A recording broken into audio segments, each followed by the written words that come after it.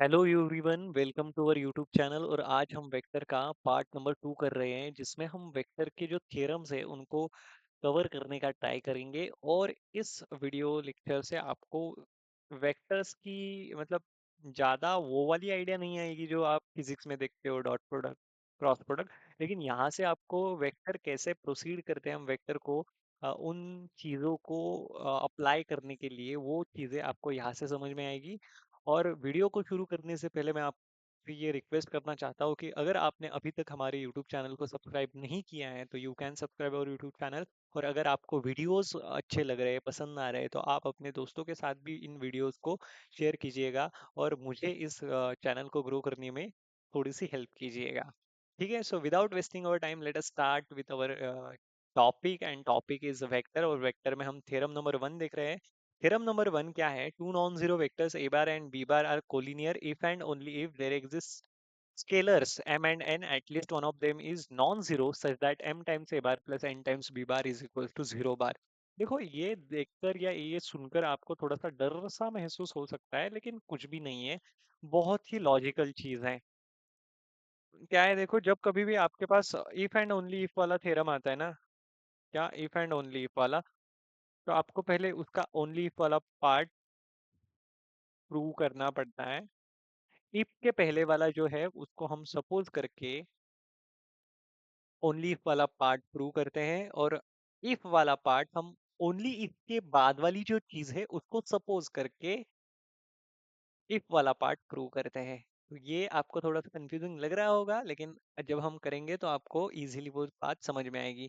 तो उन्होंने क्या दिया है, थ्योरम ही ऐसा है कि two non zero vectors A bar and B bar are collinear if and only if there exist scalars m and n such that at least one of them is non-zero such that m times a bar plus n times b bar is equals to 0 bar.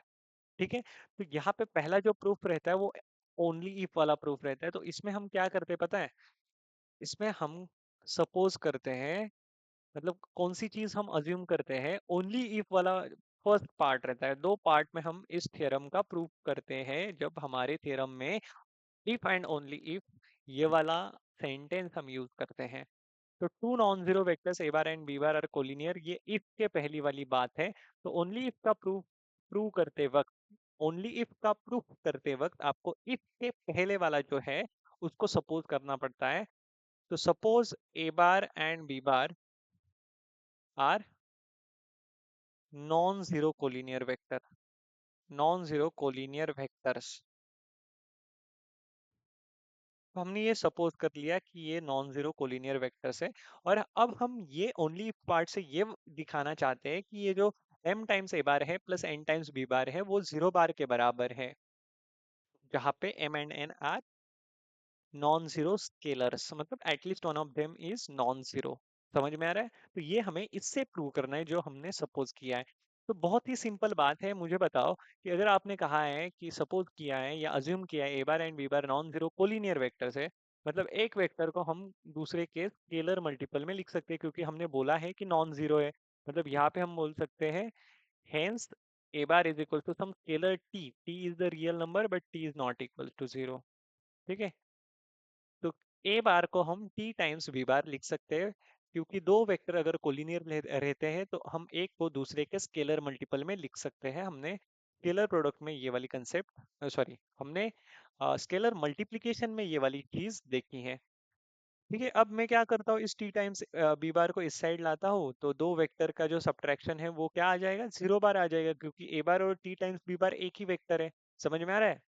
तो यहाँ पे अगर हम compare करेंगे, तो यहाँ पे अगर हम देखेंगे m को 1 पुट करेंगे और n को माइनस टी पुट करेंगे, तो ये वाली चीज मुझे m times A bar plus n times B bar is equals to 0 bar ऐसी दिखेगी, है ना? Where at least one of them is non zero. ठीक है, t तो जीरो नहीं है, और m भी यहाँ पे हमारे पास 1 बन के आ रहा है। तो हम बोल सकते हैं कि यस, अगर हमने ये सपोज किया है ए bar and B bar are two non zero collinear vectors, then हमारा m टाइम्स ए bar plus n times B bar 0 bar आ रहा है, जब मैं A bar minus T times B bar में तो ए bar minus T times B bar is equals to 0 bar जो है, उसमें अगर मैं m को 1 पुट करूँ और n को माइनस का t पुट करूँ ना, तो ये वाली चीज मुझे m times A bar plus n times B bar is equal to 0 bar की तरह दिखेगी, जहाँ पे m एंड n मेरे स्केलर्स हैं, जो कि at the same time zero नहीं है, मतलब at least one of them is non zero. At least one of them is non zero का मतलब रहता है कि एट द सेम टाइम दोनों भी जीरो नहीं है। ठीक है, बातों को अच्छे से पकड़ना सीखो आप। अब ये वाली जो सेकंड चीज है, मतलब ओनली इफ वाला पार्ट तो यहाँ पे प्रूव हो गया। ठीक है, तो यहाँ पे आपको कुछ लिखना है, आगे क्या लिखना होगा पता है कि A bar minus T times B bar is equal to 0 bar, it seems like m times a bar plus n times b bar is equal to 0 bar, where m is equals to 1 and n is equals to minus का t. So hence we can say if a bar and b bar are two non-zero collinear vectors, two non-zero collinear vectors, then m times a bar plus n times b bar is equals to 0 bar. Okay, और यहाँ पे if part वाली चीज हम prove करेंगे। If part में हम क्या करेंगे, इफ पार्ट में जो ओनली इफ के बाद वाला स्टेटमेंट है ना, ओनली इफ के बाद वाला स्टेटमेंट, इसको हम अज्यूम करेंगे। ओनली इफ वाले पार्ट में हम क्या करते थे, इफ पार्ट के पहले वाली चीज अज्यूम करते थे या सपोज कर लेते थे।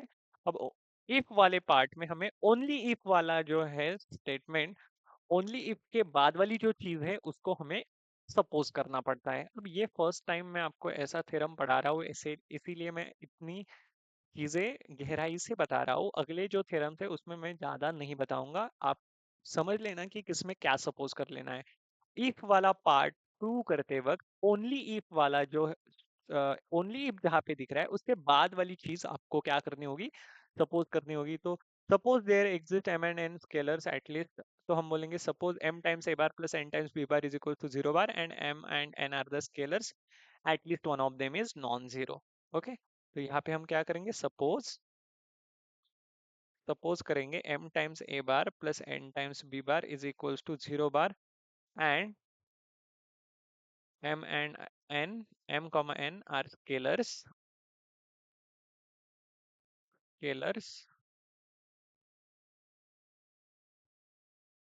where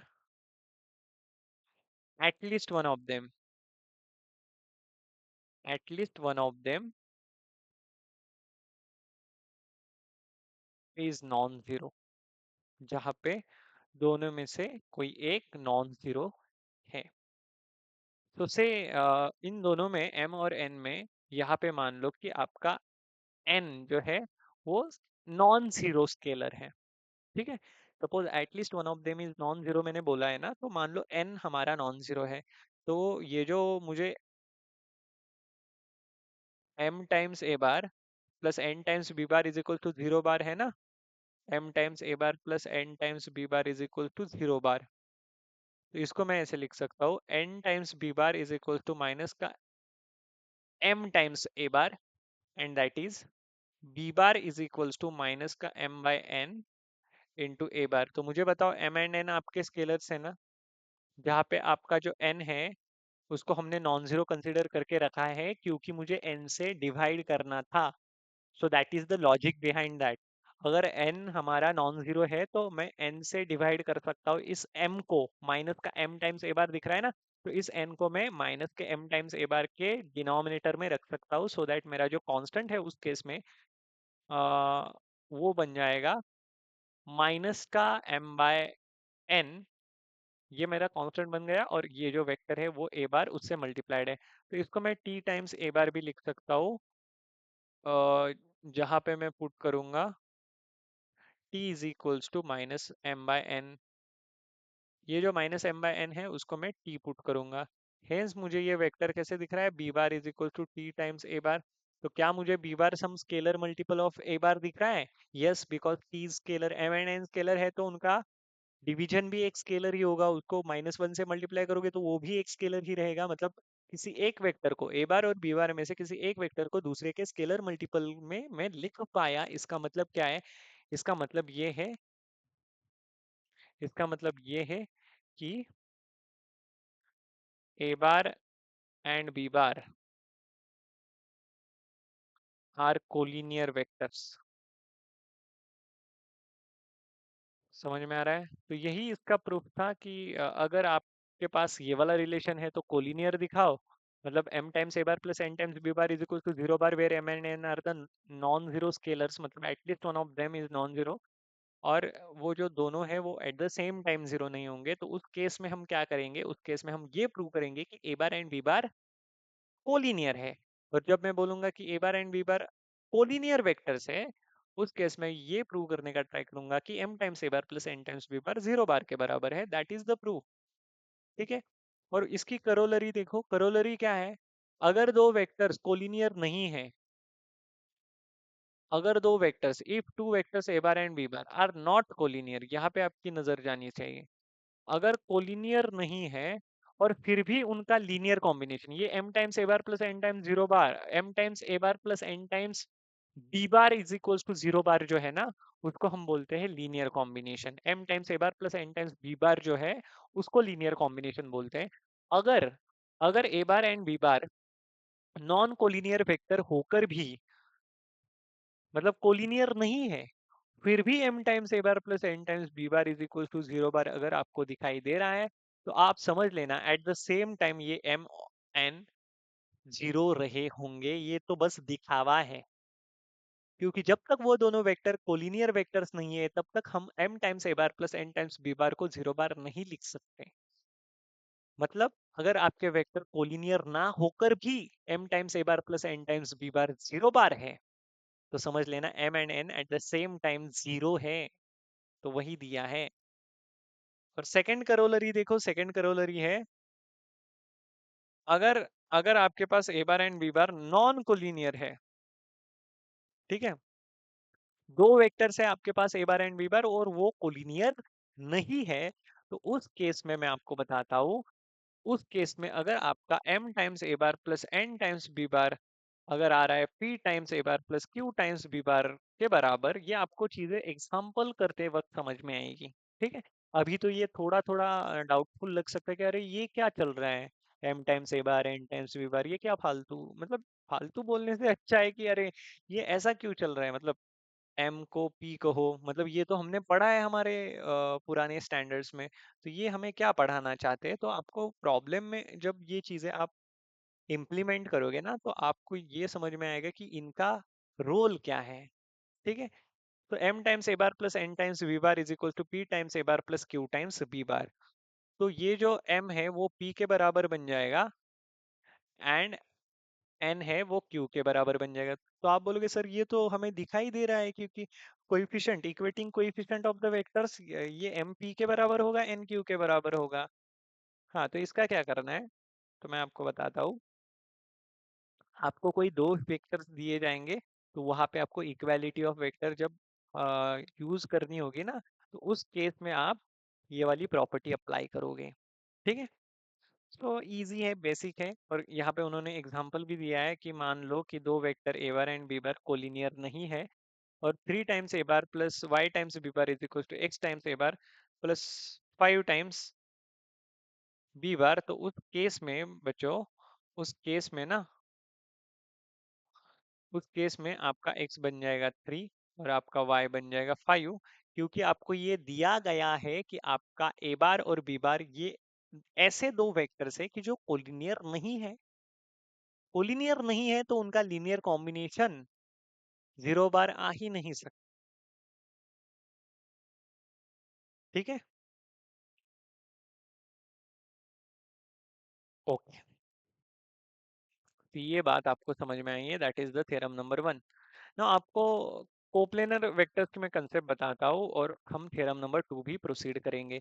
देखो, अगर मेरे पास दो प्लेन्स है या एक ही प्लेन है और एक प्लेन में बहुत सारे वेक्टर्स है, तो उन सभी वेक्टर्स को मैं बोलूंगा दे आर कोप्लेनर।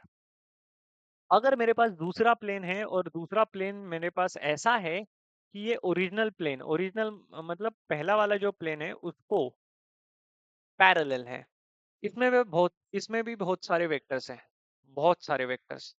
और ये वाले वेक्टर्स भी अपने आप से कैसे है, मतलब मैं बोलूंगा they are also the collinear vectors.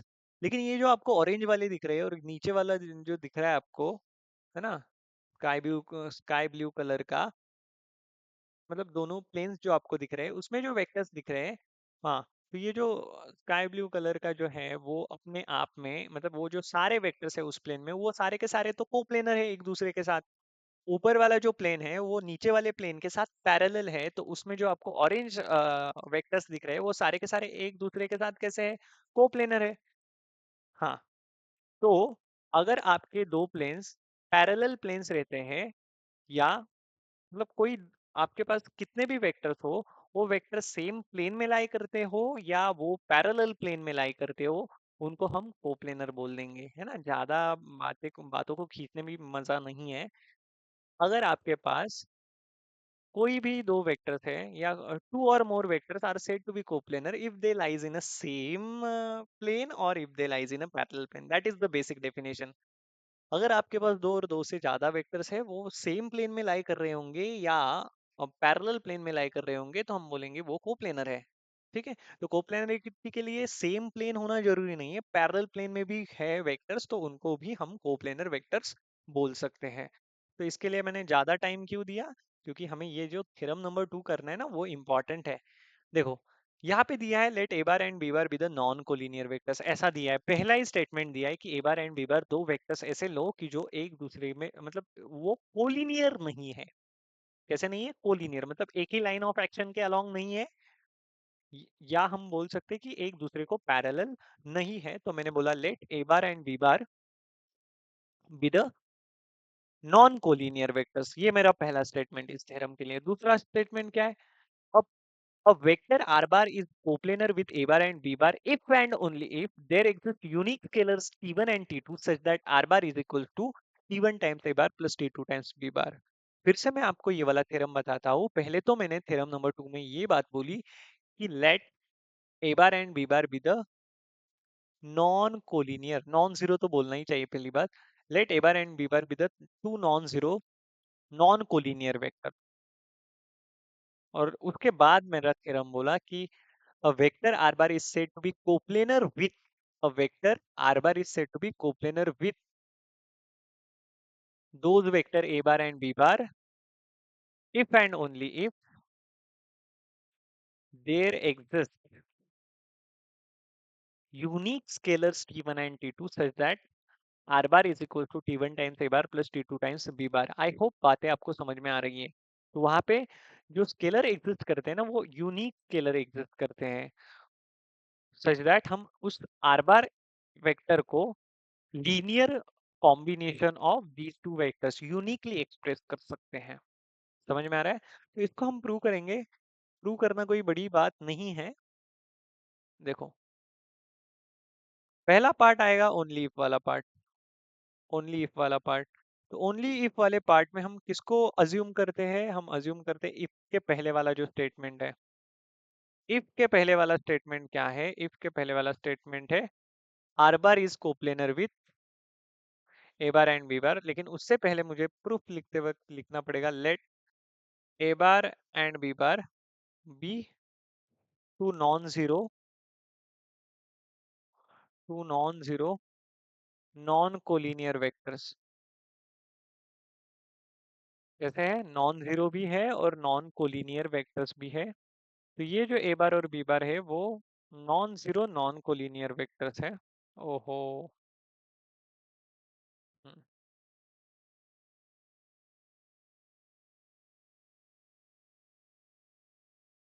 कोई बात नहीं, only non zero non collinear vectors है ए बार एंड बी बार। तो ओनली इफ वाला प्रूफ, मतलब ओनली इफ वाला पार्ट को प्रूव करते वक्त मुझे क्या करना पड़ेगा, इफ के पहले वाला जो स्टेटमेंट है उसको अज्यूम करना पड़ेगा। तो मैं बोलूंगा suppose, suppose R bar is coplanar with A bar and B bar. ठीक है, ये बोलना पड़ेगा। अगर ऐसा बोला है तो हमें प्रूव क्या करना होगा कि R bar can be uniquely express as T one times A bar plus T two times B bar. ठीक है, वो उसको कैसे प्रूव करेंगे, देखो आर बार को मैंने बोला है कोप्लेनर है ए बार और बी बार के साथ, और ए बार और बी बार कैसे है, नॉन कोलिनियर वेक्टर्स है। नॉन कोलिनियर है तो उनका उनको हम कोइनिशियल भी बना सकते हैं। कैसे बना सकते हैं, कैसे बना सकते हैं? मान लो ये दो कोई भी मेरे पास वेक्टर्स है, ये कैसे है? नॉन कोलिनियर है क्या? पैरेलल नहीं मतलब नॉन कोलिनियर है ना, ठीक है। इन दो वेक्टर्स को, एक को मैंने बोला ए बार, दूसरे को मैंने बोला बी बार, क्या इन दो वेक्टर्स को हम कोलिनियर को इनिशियल बना सकते हैं? यस। एक वेक्टर को ऐसे रखो, दूसरे वेक्टर का जो इनिशियल पॉइंट है उसको पहले वेक्टर के टर्मिनल पॉइंट से मैच करने का ट्राई करो, ठीक है। ये बात समझ में आई आपको? हमारे पास कोई भी तीसरा वेक्टर है आर बार, हाँ, कोई भी तीसरा वेक्टर है आर बार, मान लो थोड़ा छोटा लेना चाहिए इसको। कोई भी तीसरा वेक्टर, कलर कलर कलर, तीसरा वेक्टर आर बार है, उसी प्लेन में लाई कर रहा है, मतलब को प्लेनर है, ठीक है। तो ये आर बार मतलब इन तीनों वेक्टर को हम ऐसे अरेंज कर रहे हैं सो दैट उनका इनिशियल पॉइंट एक हो। क्या इस आर बार को ऐसे कर सकता हूँ, ऐसे दिखा सकता हूँ? यस, बिल्कुल दिखा सकता हूँ। अब मैं क्या करूंगा, इस आर बार के करस्पॉन्डिंग, अब ये फिगर तो बहुत छोटी हो चुकी है, प्रूव करने के लिए हमें थोड़ी सी बड़ी और बड़ी फिगर होनी चाहिए। सो फॉर दैट हम इसको हटा देते हैं, और यहाँ पे मैं आपको बताता हूँ, मान लो ये वाला एक वेक्टर ए बार, ये वाला दूसरा वेक्टर बी बार, और कोई तीसरा वेक्टर है आर बार, ऐसे कोप्लेनर वेक्टर है, एक ही प्लेन में लाई कर रहे हैं। तो मैं पहला काम करूंगा, उन तीनों को बनाऊंगा को इनिशियल वेक्टर्स। को इनिशियल वेक्टर कैसे बनाते हैं? इनिशियल पॉइंट को ज्वाइन कर देते हैं। क्या करते हैं? इनिशियल पॉइंट्स को ज्वाइन कर देते हैं। तो मैंने इनिशियल पॉइंट्स को ज्वाइन कर दिया ए बार और बी बार के। अब ये जो आर बार तीसरा वेक्टर है, इसके भी इनिशियल पॉइंट को मैं ज्वाइन कर दूंगा ए बार और बी बार के इनिशियल पॉइंट के साथ। तो हो गया क्या? अब मैंने इनके इनिशियल पॉइंट्स को ज्वाइन कर दिया, तो मुझे एक पैरेललोग्राम यहाँ पे नजर आ रहा है, और वो वाला पैरेललोग्राम मैं यहाँ पे बनाने का ट्राई करूंगा। हाँ, मैं ए बार को पैरेलल लाइन ड्रॉ करने का ट्राई करूंगा, और उसके साथ साथ बी बार को भी पैरेलल लाइन ड्रॉ करने का ट्राई करूंगा। हाँ, समझ में आ रहा है आपको? और ये वाला मेरा वेक्टर है आर बार। एरो अच्छे से दिखाना चाहिए। हम्म, ये वाला वेक्टर है आर बार। तो मुझे एक सीधी सी बात बताओ, अगर ये ए है, ये बी है, और ये ओ है, तो ये ओ ए बार है। ओ A bar is a bar itself, ठीक है। मैं बताऊंगा आपको कंसेप्ट ऑफ पोजीशन वेक्टर की। ओ बी मतलब मान लो कि A bar is along O A, B bar is along O B, ठीक है। मतलब ए बार ही आपका ओ ए बार है, बी बार ही आपका ओ बी बार है। तो ये जो इतना सा पार्ट है ए बार का, इतना पार्ट, ये वाला पार्ट, यहाँ से यहाँ तक, ओ से लेकर ये वाला जो पॉइंट आपको एम दिख रहा है ना, यहाँ तक जो पॉइंट है, ये वाला जो वेक्टर है, और इस ओ से लेकर बी तक, मतलब इस एन तक, ओ से लेकर एन तक, ये वाला जो पार्ट है, ये भी तो वेक्टर्स है, ए बार का पार्ट है ना कुछ, मतलब ये ए बार के किसी स्केलर मल्टीपल रहेंगे। मैंने बोला कि मान लो कि ये जो ओएम है ना, ओएम बार, वो सम टी वन टाइम्स ए बार है, स्केलर मल्टीपल ऑफ ए बार, क्योंकि it is lying on A bar itself. ये जो ओ एम बार है वो ओ ए बार पर ही लाई कर रहा है, मतलब O A bar and O M bar are collinear. और दूसरी बात ये है कि ये जो ओ एन बार है, ये T two times B bar के बराबर है, ये आप मान लेना, टी वन टाइम्स ए बार और T two times B bar. तो आपको parallelogram, hence by parallelogram law of vector addition, parallelogram law of vector addition से क्या समझ में आ रहा है? अगर यहाँ पे आप parallelogram law of vector addition apply करोगे, तो आप ये पाओगे कि आपका जो आर बार है वो टी वन टाइम्स ए bar plus T two times B bar के बराबर आएगा, where T one and T two are the scalar, okay, non zero scalars. ये आर बार हमेशा उसी पे लाई करेगा ऐसा नहीं है, कोलिनियर भी हो सकता है, मतलब कोलिनियर तो नहीं है, any vector are bar in a space, a vector are bar in a space rather than saying space, plane, any vector r bar in the plane, क्योंकि ये कोप्लेनरिटी की बात चल रही है, can be express as linear combination of these two vectors, ठीक है, and uniquely. तो यूनिकनेस अगर प्रूव करनी है तो यूनिकनेस के लिए क्या करते पता है? हाँ, ये तो हमने कौन सा पार्ट प्रूव किया? ओनली इफ वाला part. Now second part is if part. If part को अगर प्रूव करना है तो हमने ये बोला ना, R bar is equal to T one times A bar plus T two times B bar by parallelogram law of vector addition. T one and T two real numbers है ना, स्केलर्स है। इफ पार्ट के लिए हम suppose क्या करेंगे, हम suppose करेंगे कि R bar is equal to A bar plus R bar is equal to T one times A bar plus T two times B bar, है ना। ये हम अज्यूम करेंगे एंड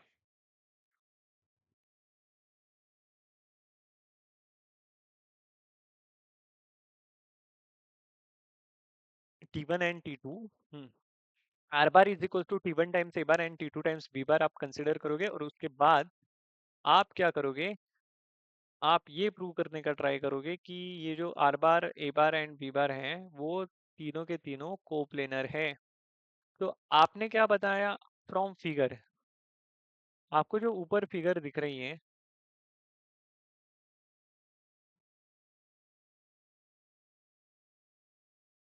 या आपको जो प्रॉपर्टी पता है, आपको जो प्रॉपर्टी पता है, कौन सी प्रॉपर्टी? एडिशन ऑफ वेक्टर्स की, वेक्टर एडिशन की। अगर मैं बोलता हूँ, अगर मैं बोलता हूँ A bar plus B bar is equal to R bar, तो ये जो ए बार है, ये जो बी बार है, और ये जो ए बार प्लस बी बार है वो एक ही प्लेन में लाई करते हैं, इजंट इट? तो अगर मैंने बोला है R bar is a sum of T one times A one bar and T two times B bar, तो इसका मतलब है R bar T one times A bar and T two times B bar are in a same plane, are coplanar. लेकिन उससे पहले सबसे important बात, अगर आपके पास कोई भी दो वेक्टर्स है ए bar and B bar are always coplanar, are non collinear, तो हम बोलेंगे सिंस हमें ये बताया गया है कि A bar and B bar are non collinear, ठीक है, वो कैसे है नॉन कोलिनियर? तो नॉन कोलिनियर वेक्टर्स होंगे तो वो प्लेन जनरेट करेंगे, क्या करेंगे? प्लेन को जनरेट करेंगे। तो ए bar and B bar are the non collinear vectors है, इसीलिए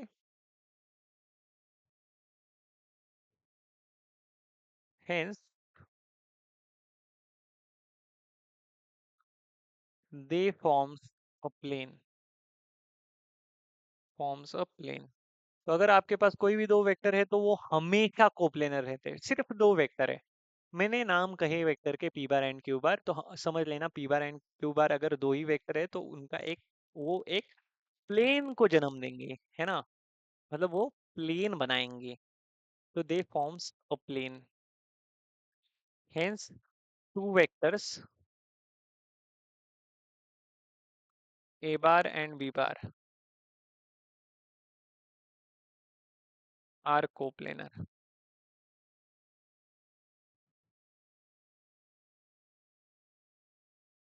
since T one times A bar and T two times B bar, ये जो टी वन ए बार और टी टू बी बार है वो तो इतने इतने हिस्से हैं ना ए बार के, तो हम बोलेंगे since T one bar and T two bar are collinear, हिस्से है मतलब वो कोलिनियर है, are collinear with A bar and B bar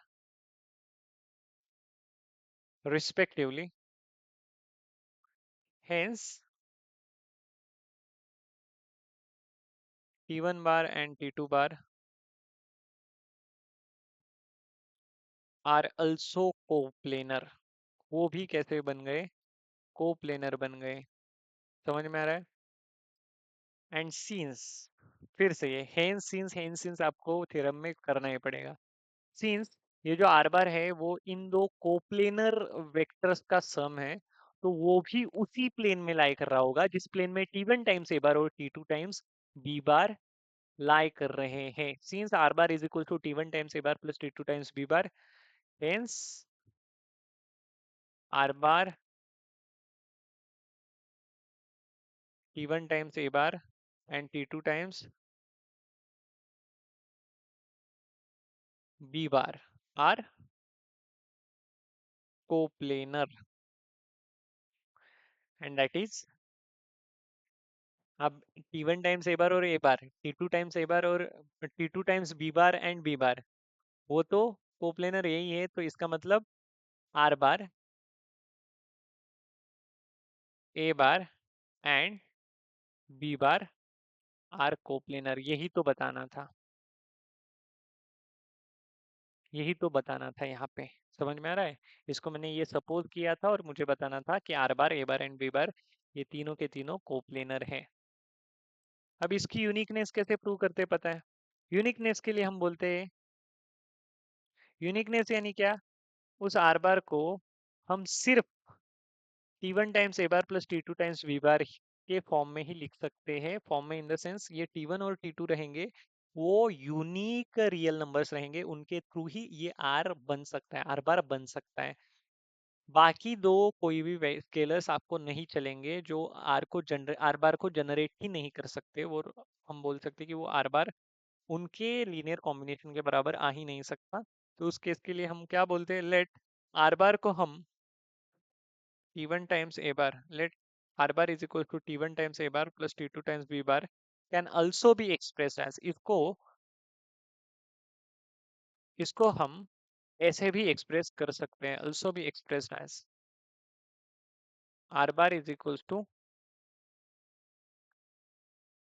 S1 times A bar plus S2 times B bar। ये आप मान लेना कि R bar को ऐसे भी हम एक्सप्रेस कर सकते हैं। तो hence R bar is equals to T1 times A bar plus T2 times B bar, इसको आप इक्वेशन नंबर 1 कह देना, and R bar is equals to S1 times A bar plus S2 times B bar, इसको आप equation 2 कह देना, और 2 minus 1 कर देना या 1 माइनस 2 कर देना, तो सब 1 माइनस 2 कर देना, मतलब subtracting second equation from first. तो ये बन जाएगा, ये वाली साइड बन जाएगी 0 बार, और ये वाली साइड क्या बन जाएगी, देखो ये वाली साइड बन जाएगी T1 माइनस, या चलो आप फर्स्ट टाइम पढ़ रहे हो तो आपको थोड़ा सा और डिटेल में बताता हूँ, T1 A bar plus T2 B bar minus S1 A bar plus S2 B bar, अरे ये वाला ब्रैकेट हटाना चाहिए, S1 A bar plus S2 B bar and that is equal to R bar minus R bar, ऐसा बनेगा ना, 1 minus 2 कर रहे तो इसका मतलब ये अब बनेगा T1 times A bar minus S1 times A bar plus T2 times B bar minus S2 times B bar. तो ये ए बार वाले साथ में लिए, बी बार वाले साथ में लिए, और दो वेक्टर्स का अगर सब्ट्रैक्शन किया है तो हमें एक वेक्टर ही मिलता है, and that vector is now in this case 0 बार, क्योंकि दो सेम वेक्टर्स को, equal and opposite negative vectors को मैंने ऐड किया है, मान लो। तो ये आपको क्या दिख रहा है, T1 minus S1 times A bar plus T2 minus S2 times B bar is equal to 0 bar. तो इस 0 बार का मतलब ही क्या है, 0 times A bar plus 0 times B bar, by equating हम बोलेंगे T1 टाइम्स A बार, अगर ये T1 minus S1 A bar plus T2 minus S2 B bar 0 bar के बराबर है, इसका मतलब ये T1 माइनस S1 0 है एंड T2 माइनस S2 0 है। इसका मतलब T1 is equal to S1 and T2 is equal to S2, and that is S1 is equal to T1 and S2 is equal to T2। तो इससे क्या prove हो गया, इससे ये प्रूव हो गया कि T1 और S1 अलग है ही नहीं, T2 और S2 अलग है ही नहीं, बस हमने ये कॉन्ट्राडिक्टरी वे से प्रूव कराया है। समझ में आ रहा है आपको? हम्म। अब नेक्स्ट, हाँ इसी में करोलरी है, हाँ रिमार्क है।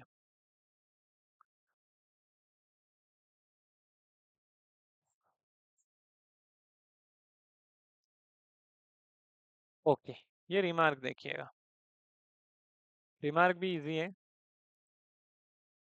मान लो मेरे पास n वेक्टर्स हैं, a1 बार, a2 बार, a3 बार, ऐसे करते करते n नॉन जीरो वेक्टर्स हैं। ये कितने हैं? n वेक्टर्स, तो वही बताया है। और मेरे पास n स्केलर्स है, कितने स्केलर्स हैं? n, m1, m2, m3, ऐसे करते करते करते करते n स्केलर्स हैं। कितने स्केलर्स? n scalars. और मैंने कुछ ऐसा किया,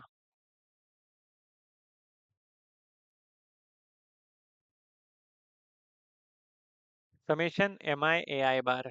अगर नहीं समझ में आ रहा अभी तो इसको ऐसे मान लेना, m1 into a1 bar plus m2 into a2 bar plus m3 into a3 bar plus dot dot dot dot dot plus mn into an बार। तो इसको मैं क्या बोलता हूँ पता है? इसको मैं बोलता हूँ लीनियर कॉम्बिनेशन। लीनियर कॉम्बिनेशन मैंने लिखते वक्त एलसी लिखा है, लेकिन आप समझ लेना इसको क्या बोलते हैं हम? Linear combination of the vectors. किसका? Of vectors. लीनियर कॉम्बिनेशन किसका होता है? वेक्टर्स का। और कौन से वेक्टर्स का? ये वाले जो एन वेक्टर्स है ना, इन सभी एन वेक्टर्स का जो लीनियर कॉम्बिनेशन है वो ये वाला है, समेशन mi ai बार। अब मैं आगे क्या कहने जा रहा हूँ देखो, if at least one of the mi is not equals to zero. ये जो m1 m2 m3 till dot dot dot dot dot till mn आपको नजर आ रहे हैं, जो कि सारे के सारे स्केलर हैं, उन सभी n स्केलर में से अगर एक भी स्केलर नॉन जीरो हो ना, तो इस लीनियर कॉम्बिनेशन को, इस लीनियर कॉम्बिनेशन को हम बोलेंगे, then we call that as non zero linear combination. क्या बोलेंगे हम? Non zero linear combination. क्या बोलेंगे? Non zero linear combination. यही बताया, if mi is, if at least one of mi is not zero, then linear combination is non zero linear combination, हम उसको बोलेंगे। इसका मतलब क्या होता है कि आपके पास यहाँ पे तो n वेक्टर्स थे, हाँ, तो अगर आपके पास, एग्जांपल लेता हूँ, अगर आपके पास तीन वेक्टर है, a bar, b bar and c बार, ठीक है, तो इन तीन वेक्टर में ये वाले दो वेक्टर्स है, a बार एंड b बार, ये कोई भी दो वेक्टर्स है, ये क्या है? वेक्टर्स है। और मेरे पास दो स्केलर्स है, m एंड n, क्या है? स्केलर्स है। तो मैंने m को a बार से मल्टीप्लाई किया, n को b बार से मल्टीप्लाई किया और ऐड किया। तो m को a बार से मल्टीप्लाई करोगे, स्केलर को वेक्टर से मल्टीप्लाई करोगे तो आपको एक वेक्टर मिलेगा। स्केलर को वेक्टर से मल्टीप्लाई करोगे, n से b बार को मल्टीप्लाई किया तो आपको एक वेक्टर मिलेगा। दो वेक्टर को ऐड करेंगे तो आपको एक नया वेक्टर बनेगा। मान लो ये नया वेक्टर c बार है, तो ये जो c बार है ना, it is a linear combination of m, linear combination of a bar and b बार। ये जो नया वेक्टर c बार आपको दिखाई दे रहा है, it is a linear combination of, it is a linear combination of what? A bar and B bar. तो बोलेंगे C bar is linear combination. ये शॉर्ट फॉर्म में अपने कन्वीनियंस के लिए यूज कर रहा हूँ, आपको एग्जाम में नहीं यूज करना है, लीनियर कॉम्बिनेशन बोलना है बोर्ड एग्जाम में। तो C bar is linear combination of A bar and B बार, ठीक है। तो now theorem number 3, theorem number 3, जाना है आगे, नॉन स्टॉप वीडियो रहता है ना।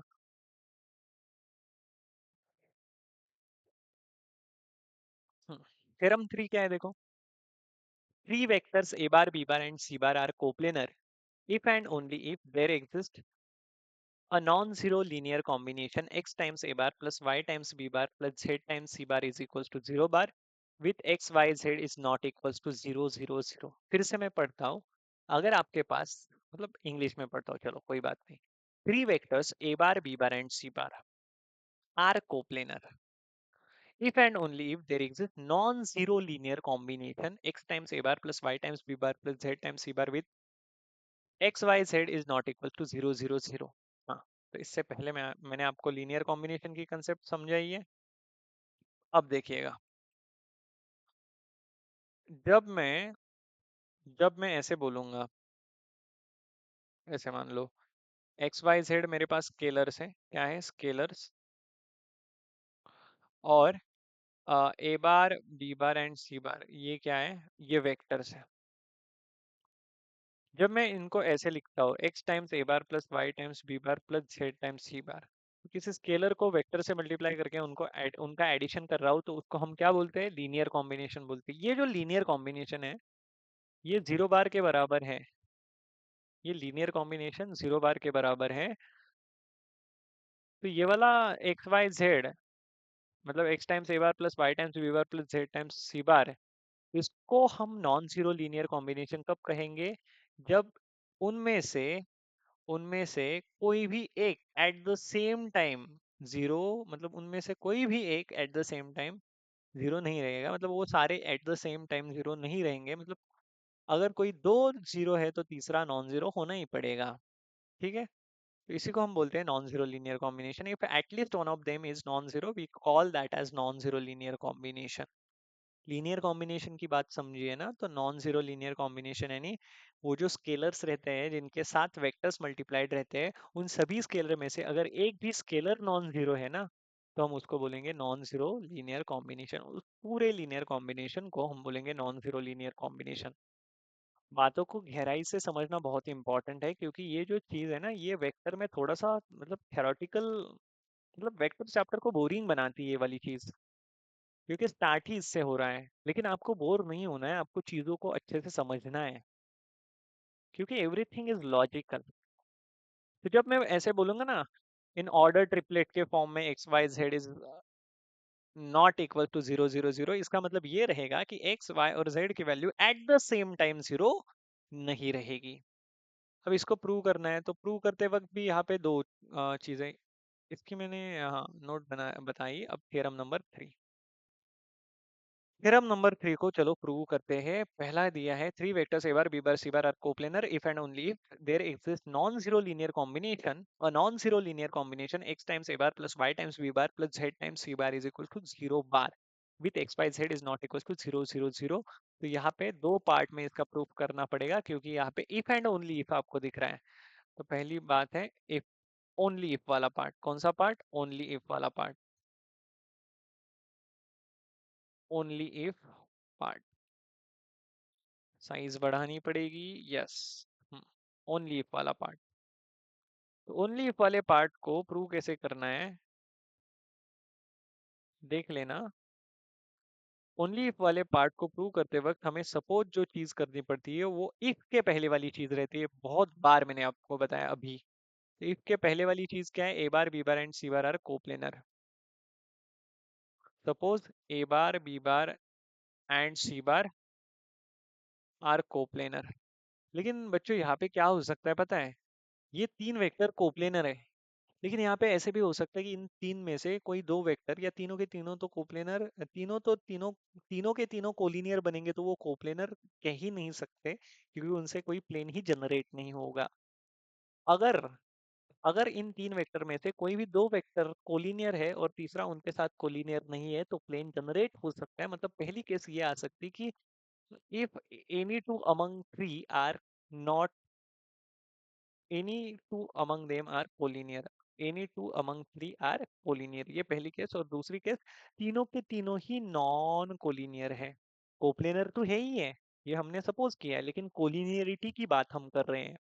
ठीक है, कोलिनियर मतलब एक ही लाइन ऑफ एक्शन पर या पैरेलल। ठीक है, या तो पैरेलल वेक्टर। तो यहाँ पे दो केसेस आ सकते हैं, case one and case to.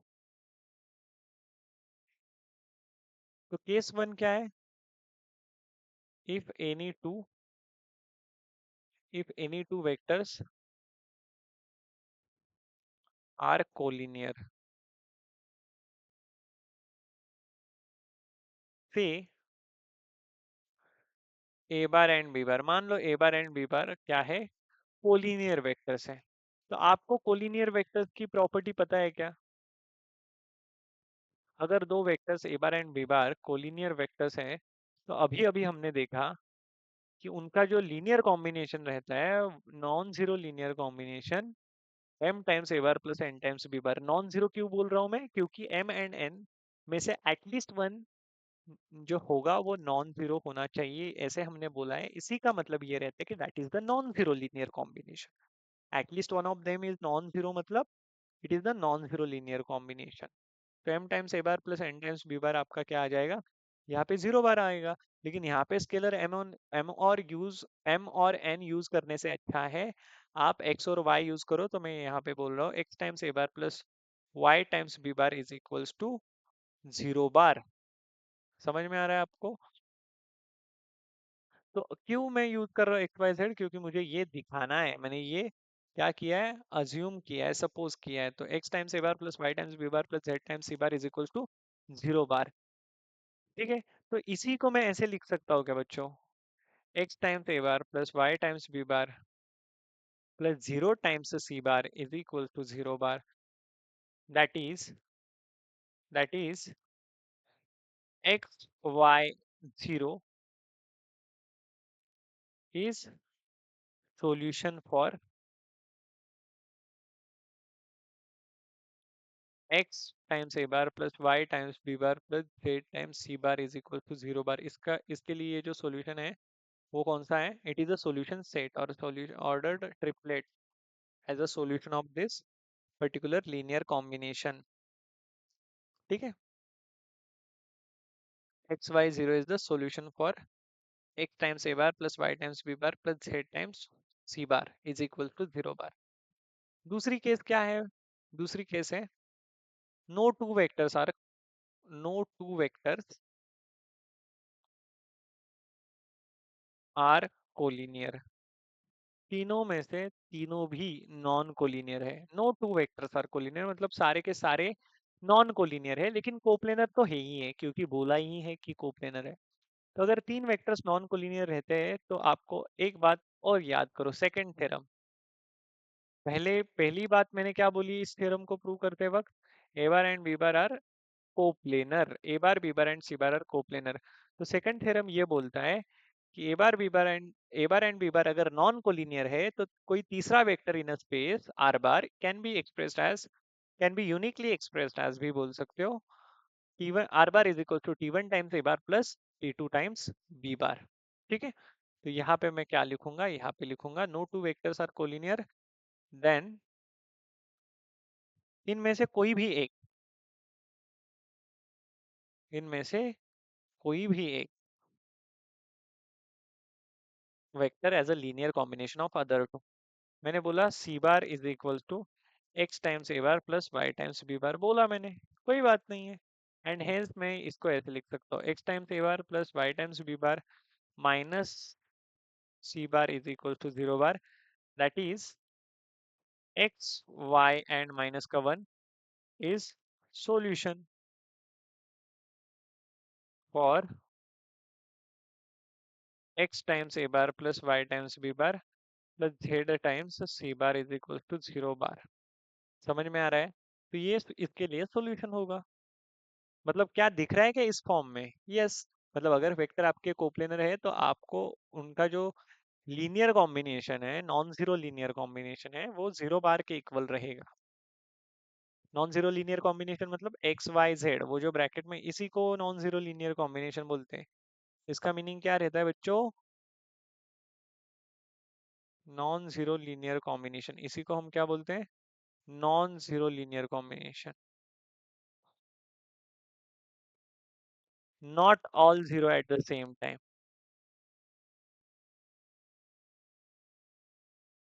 Eight the same time वो सारे के सारे जीरो नहीं रहेंगे। ठीक है, is the solution for this. तो ये हमने ओनली इफ वाला पार्ट प्रूव कर दिया। अब इफ पार्ट देखो। इफ पार्ट में हम क्या करते हैं? हम ओनली इफ के बाद वाली जो चीज है उसको अज्यूम करते हैं।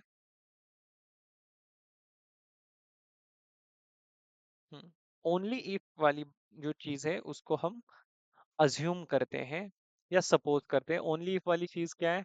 There exist non zero linear combination x times A bar plus y times b bar with x Y Z is not equal to 0 0 0। मतलब हम यहाँ पे बोलेंगे suppose x times A bar plus y times b bar plus z times c bar is equal to 0 bar with x y and z is not equals to 0 0 0। मतलब eight the same time ये चीजें 0 0 0 के बराबर नहीं है। तो इसका मतलब हम करेंगे हम यहाँ पे लेट करेंगे कि इनमें से एटलीस्ट वन तो नॉन जीरो होना चाहिए। लेट आपको कौन सा लगता है, एक्स लगता है, वाई लगता है, जेड लगता है, कोई भी एक, let y be non zero. इन तीनों स्केलर में से y को हमने नॉन जीरो बोला, एटलीस्ट वन ऑफ देम तो नॉन जीरो होना चाहिए, तो हमने बोला y नॉन जीरो है। तो हेंस ये जो x times a bar plus y times b bar plus z times c bar is equal to 0 bar can be written as, को हम ऐसे लिख सकते हैं। अब y नॉन जीरो है ना, तो हम y टाइम्स b बार को एक साइड में रखेंगे और ये जो माइनस का x times a bar minus का z टाइम्स c बार उसको एक साइड। अब y को दोनों के डिनोमिनेटर में दूंगा, तो डिनोमिनेटर को देना है, इसीलिए मैं बोलता हूँ कुछ उसको डिनोमिनेटर में देना है ना, उसको नॉन जीरो हम मान लेते हैं प्रूफ के वक्त। तो b bar is equals to minus का x by Y times a bar plus minus का z by Y times c bar. तो क्या आपके x और y, since x y z are scalars, they belong to real number, तो क्या ये आपने b बार को scalar multiple of a bar and c bar लिख पाए क्या आप? Here b bar is scalar multiple of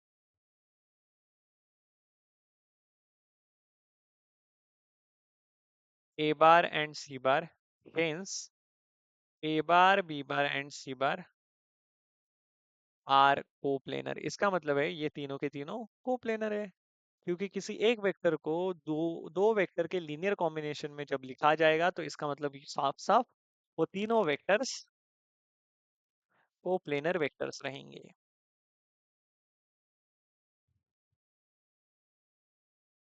समझ में आ रहा है?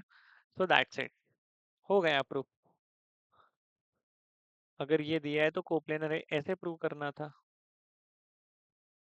अब करोलरी देखो, दो करोलरीज है।